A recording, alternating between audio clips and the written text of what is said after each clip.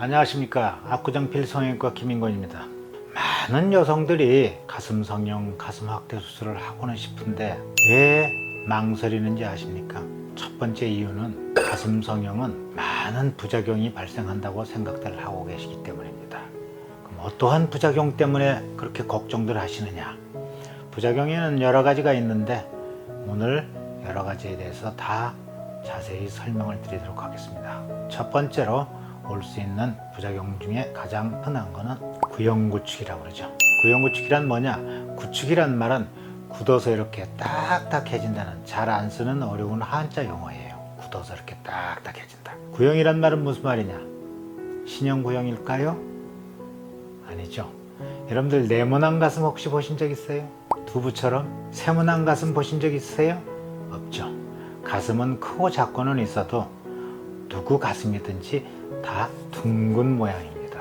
그러니까 둥근 상태로 가슴이 이렇게 나무처럼 딱딱해진다는 뜻입니다. 이렇게 한번 만져보시겠습니까? 딱딱해요? 말랑말랑하지요? 구형구축이 온 가슴은요, 이렇게 나무처럼 딱딱해집니다. 가슴이 나무처럼 딱딱해져도 되겠습니까? 안 되겠죠. 그렇다면 그 원인이 어디 있느냐? 우리가 그 원인을 알면 참 좋을 겁니다. 원인을 알면 원인을 피하거나 원인을 제거하면 되지 않겠습니까? 그런데 아쉽게도 구형구축의 원인이 요것이다 라고 딱 하나로 정해진 게 없습니다. 아직까지 확실히 밝혀져 있지 않다고 봐도 돼요. 따라서 구형구축 원인에 대한 학설이 여러 가지가 있는데 그 여러 가지 학설 중에서 첫 번째로 뭐가 있느냐? 구형구축은 보형물하고 내 체질하고 맞지가 않아서 구형구축이 오지 않느냐 하는 학설이 있습니다. 여러분들 구형구축이면 보형물이 딱딱해지는 걸로 알고 계세요? No. 구형구축이 와도요, 보형물은 처음 집어넣을 때나 마찬가지로 말랑말랑한 상태 그대로 있습니다. 그럼 뭐가 딱딱해지느냐? 주위에 있는 내 살이 딱딱해지는 것입니다. 막과 함께. 그럼 주위에 있는 내 살이 왜 딱딱해지느냐? 보형물하고 내 체질하고 맞지가 않으니까 내 살에서 거부 반응 같은 반응이 일어나고 있는 그 상태가 구형구축이에요. 그렇다면 이렇게 딱딱한 가슴하고 살 수 있어요? 보형물을 빼내버려야 되겠죠. 그럼 보형물을 빼내면 어떻게 되겠습니까? 보형물이 딱딱해진 거라면 이거 보형물을 빼내자마자 바로 괜찮아지겠지만 내 살이 딱딱해진다고 했으니 보형물을 빼내버리면 돌을 납작해버린 주제에 또 딱딱하기까지 해서 문제가 하나 더 생겼죠. 그런데 말입니다. 보형물을 빼내고 나서 얼마 지나지 않아도 언제 이렇게 딱딱했던가 하고 믿기지 않을 정도로 신기하게 수술 전 상태대로 다시 똑같이 돌아갑니다.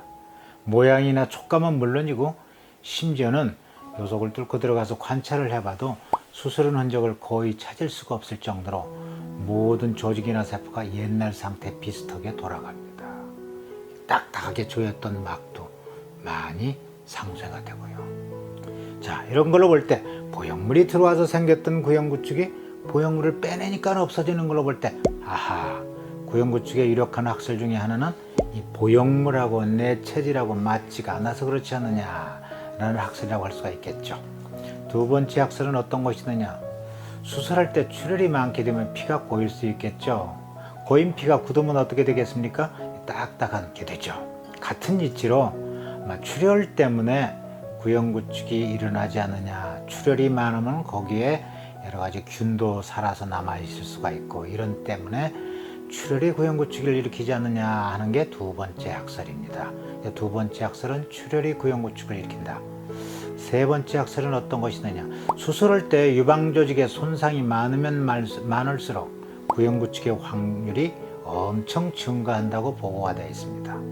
아직까지 그 원인은 확실치 않지만 아마도 여기 유방조직에 있는 유즙이나 또는 균이나 호르몬이나 이런 것들이 수술 부위로 나와서 구형구축을 일으키는 것이 아닌가 하는 학설이 세 번째 학설입니다. 즉 세 번째 학설을 요약하면 아마도 유방조직 손상 때문에 구형구축이 일어나는 것이 아닌가 하는 게 세 번째 학설입니다.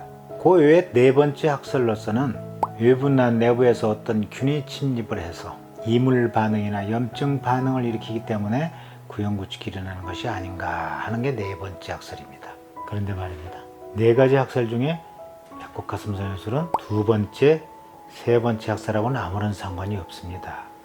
왜냐? 어떠냐고요? 배꼽 가슴 성형은 출혈이 거의 없어요. 출혈이 거의 없다란 말은 출혈이 있어봤자 서너 방울 이상 안 나온다는 뜻이에요. 수술하는 내내. 그런데 말입니다. 겨드랑이나 유륜이나 밑선으로 하는 경우에는 출혈이 많게 되면 피주머니를 반드시 차야 된다고 그러죠. 겨드랑이나 유륜이나 밑선으로 수술할 경우에 출혈이 많게 되면 수술이 끝날 즈음에 양옆에 생사를 찍고 이런 관을 삽입해서 피주머니를 차야 됩니다. 그런데 우리 배꼽 가슴 성형술은 출혈이 거의 없기 때문에 피주머니 찰 이유가 하나도 없죠. 전혀 차지 않습니다. 배꼽 가슴 성형술은 출혈이 거의 없기 때문에 두 번째 학설, 출혈이 구형구축을 일으킨다는 학설하고도 아무런 상관이 없습니다. 또한 세 번째 학설, 유방조직 손상 때문에 구형구축이 온다.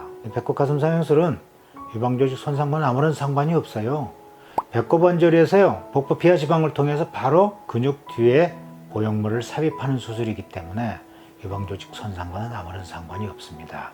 따라서 두 번째 학설, 세 번째 학설은 우리 배꼽 가슴 성형술하고는 아무런 상관이 없어요.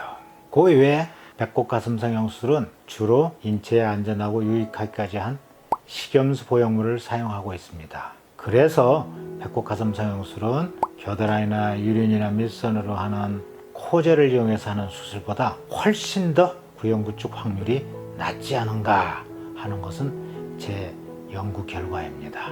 왜냐? 코젤은 수술한 뒤에 시간이 지날수록 구형구축 확률이 줄어들지 않고 계속 나타날 수가 있습니다. 왜냐? 코젤 보형물 안에 있는 실리콘 젤이 미세하게 밖으로 나오거나 또는 어느 세월이 지나면은 터져 나와서 주위 조직하고 계속 반응을 할 게 아니겠습니까? 실리콘 젤은 이물질입니다. 바로 이 이물질하고 내 살 조직하고 계속 반응을 하게 되면은 구형구축을 일으킬 수가 있기 때문에 코젤은 수술한 뒤에 바로 괜찮다고 해서 구형구축을 안심할 수가 없습니다. 세월이 오래 가면 갈수록 구형구축 확률이 계속 있을 수가 있어요. 하지만 식염수 보형물은요, 수술하고서 짧으면 3개월, 길면 6개월 이내에 구형구축이 안 일어나면 앞으로도 영원히 일어나지 않습니다. 왜냐? 식염수 보형물은 이 주머니하고 내 체질하고만 반응을 하는 것이지 식염수 자체가 우리 인체하고 반응할 이유가 전혀 없거든요. 인체에 안전한 것이기 때문에. 따라서 생리식염수 보형물로 수술을 하게 되면 적어도 아무리 늦어도 6개월 이내에 구형구축이 안 일어나면 완전히 구형구축에서 해방이 되고 앞으로도 구형구축에 대한 염려를 전혀 안 하셔도 됩니다. 이런 까닭으로 배꼽 가슴 성형 수술을 하시는 분들 식염수를 이용해서 하시게 되면은 구형구축 확률이 1%도 안 돼요. 그래서 배꼽으로 가슴 확대 수술하시는 분들은 구형구축 염려를 안 하셔도 되겠습니다.